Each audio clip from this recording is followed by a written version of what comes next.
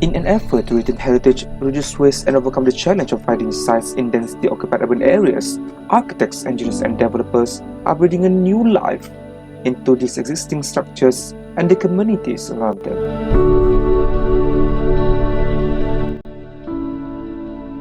From historic green silos that are now museums to congested elevated roadways that have evolved into calming green parks, these are some of the greatest examples of building refurbishment.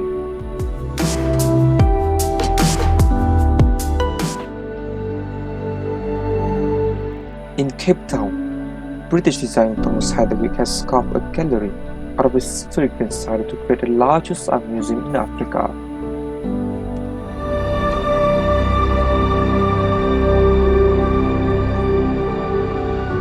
In the shadow of Table Mountain, on one of the most world-famous shorelines, a green silo has been prominent features of Cape Town skyline since it was built in 1921.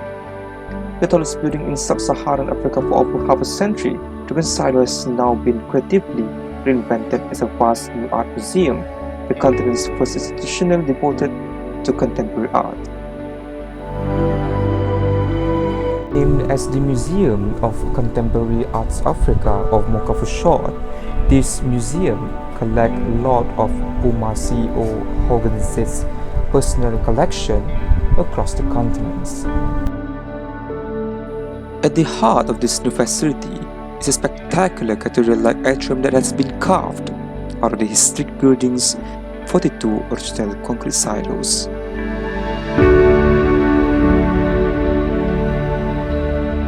The two major buildings on the original green silo complex were storage annex, which consisted of 42 vertical concrete tubes, each 33 meters tall.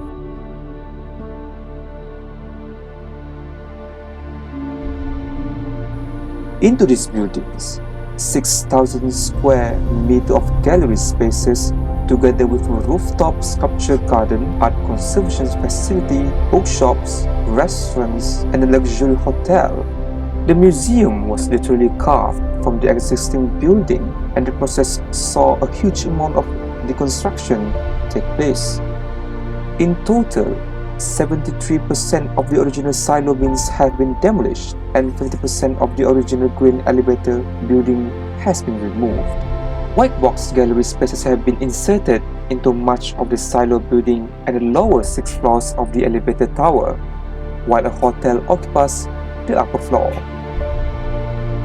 However, the best part of the building is the main atrium.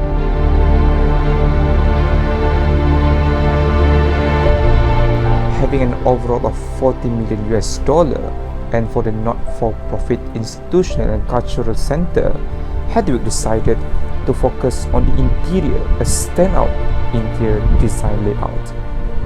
While the exterior of the building remained intact, the internal atrium was intended to lure people in to see the art. Acting as the heart of the building, this atrium connects all the gallery spaces containing the vertical circulation routes and is said to host monumental intervention in similar way than London.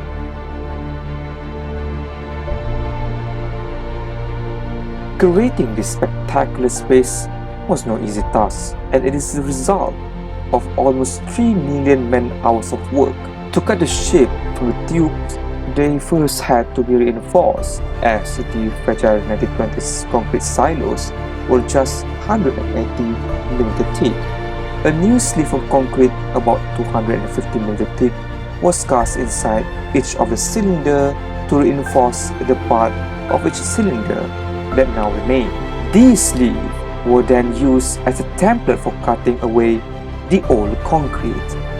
While thicker segments were cut using diamond rope, cable saw, and double blade saws, thinner segments were sliced using a 1 meter diameter circular saw.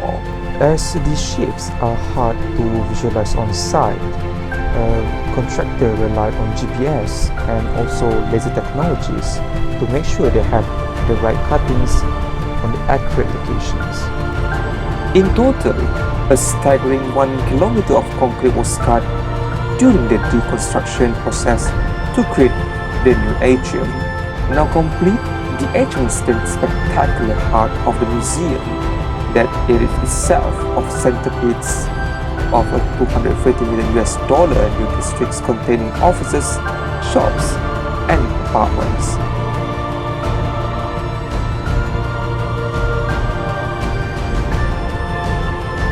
So after this, we have a more unique presentation, and before that, my name is Nadzmi Firdaus bin Shamsu Amri, and thank you so much.